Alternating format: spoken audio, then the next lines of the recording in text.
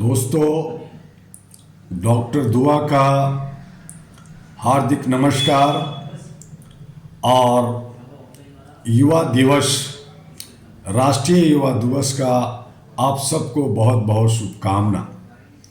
आज से लगातार आपको यूनिवर्सल डिक्लेरेशन UDHR आर्टिकल 1 से 30 रोज एक आर्टिकल पर एक एडिटोरियल या जो उससे जुड़ी हुई बातें मुख्य है उस पे हम आपसे बात करेंगे। आप रोज आज से 30 दिन अगर आप यूनिवर्सल डिक्लेरेशन UDHR और भारत के संविधान और कानून और हमारे मानव अधिकार के बारे में जानकारी हासिल करना चाहते हैं तो HRTV अहरा और AG अहरा ग्लोबल के साथ जुड़े रहे। आज हम आपसे, भाई और बहनों से, सम्मानित नागरिकों से और इंसानियत में विश्वास रखने वाले साथियों से नर्म निवेदन करते हैं कि आज मैं आपसे कोई कहानी नहीं सुनाना चाहता। मैं आज आपसे एक सवाल पूछने आया हूँ। एक ऐसा सवाल जो अगर ईमानदारी से पूछ लिया गया तो बहुतों की कुर्सी हिल जाएगी। सभी मनुष्य स्वतंत्र हैं और समान गरिमा तथा अधिकारों के साथ जन्म लेते हैं। ये यूनिवर्सल डिक्लेरेशन जो UDHR का अनुच्छेद 1 है कहता है। अब सवाल सुनिए, अगर यह सच है तो फिर यह दुनिया इतनी असमान क्यों है, इतनी क्यों है, इतनी डरावनी क्यों है? क्या मनुष्य आज भी स्वतंत्र पैदा होता है या उसे पैदा होते ही जाति, धर्म, भाषा, पहचान और विचार की जंजीरों में जकड़ दिया जाता है? अनुच्छेद जो यूनिवर्सल डिक्लेरेशन UDHR अनुच्छेद 1 कहता है, मनुष्य तर्क और विवेक से संपन्न है, लेकिन आज तर्क करने वाला देशद्रोही कहलाता है, विवेक रखने वाला संदिग्ध हो गया है और सवाल पूछने वाला अपराधी बनाया गया है। यह कैसी सभ्यता है जहां सोचने पर सजा मिलती है और चुप रहने पर इनाम दिया जाता है। अनुच्छेद यह भी कहता है कि मनुष्य को एक दूसरे के साथ भातृत्व की भावना से व्यवहार करना चाहिए। भातृत्व या मातृत्व दोनों, भाईचारा या मातृत्व से व्यवहार करना चाहिए। लेकिन जरा अपने चारों ओर देखिए, भाईचारा नहीं भीड़ है, संवेदनशीलता नहीं नफरत है, संवाद नहीं दमन है। आज इंसान को इंसान नहीं समझा जा रहा, उसे एक पहचान की फाइल बना दिया गया है और फिर उसी पहचान के आधार पर उसे तय कर दिया जाता है कौन बचेगा, कौन कुचला जाएगा।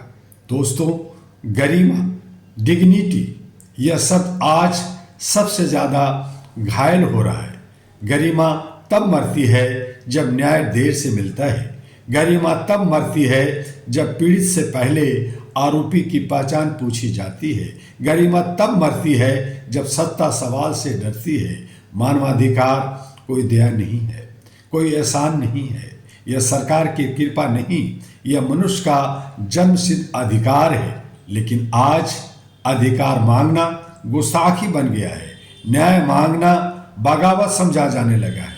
मैं साफ शब्दों में कहता हूँ, अगर UDHR universal declaration of human rights का अनुच्छेद 1 इस समाज में लागू नहीं है तो फिर संविधान केवल किताब है, कानून केवल कागज है और लोकतंत्र केवल एक भ्रम। हमें बार बार कहा जाता है स्थिति जटिल है। नहीं, स्थिति जटिल नहीं है, अन्याय को संरक्षण मिला हुआ है। हमें कहा जाता है सब्र रखिए। मैं पूछता हूँ, कब तक? पीड़ित कब तक सब्र रखे? गरीब कब तक सब्र रखे? हाशिए पर खड़ा इंसान कब तक सब्र रखे? अनुच्छेद 1 कोई विकल्प नहीं है, यह कोई सुझाव नहीं है, यह न्यूनतम शर्त है इंसान कहलाने की। जो समाज इस अनुच्छेद को नजरअंदाज करता है वह धीरे धीरे सभ्यता से बर्बरता की ओर बढ़ता है। आज जरूरत है नए नारे गढ़ने की नहीं, पुराने सच को ईमानदारी से अपनाने की।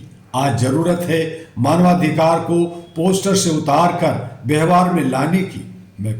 मैं सत्ता से पूछता हूँ, क्या आप मनुष्य से डरते हैं? मैं व्यवस्था से पूछता हूँ, क्या आपको समानता असहज करती है? मैं समाज से पूछता हूँ, क्या इंसानियत अब बोझ लगने लगी है? याद रखिए, इतिहास माफ नहीं करता।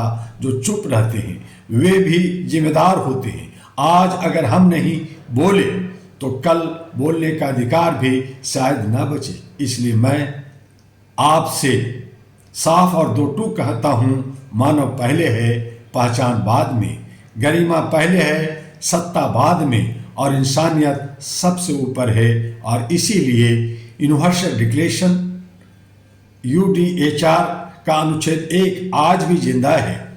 सवाल यह नहीं कि वह क्या कहता है, सवाल यह है हम क्या चुनते हैं। और इसीलिए हमें भारत के अंदर मानवता कायम करना है, इंसानियत ह्यूमैनिटी कायम करना है। ये जो नफरत की बाजार लोगों ने फैला रखा है, उस अंधकार को मिटाना है। अहरा all India human rights association के साथ इसी तरह से दिन प्रतिदिन आपसे UDHR के आज अनुच्छेद 1 पे बात किया है, कल 2 पे, और इसी तरह से 3, 4 और 30 तक आपसे संपर्क में रहेंगे। आप भी बने रहिए और हमारे वीडियो को लाइक, सब्सक्राइब और आगे तक पहुंचाते रहिए। ये आपके ज्ञान वर्धक भी हो सकता है और लोगों के मार्गदर्शक भी। आपका डॉक्टर दुआ। नमस्कार, जय हिंद, जय भारत।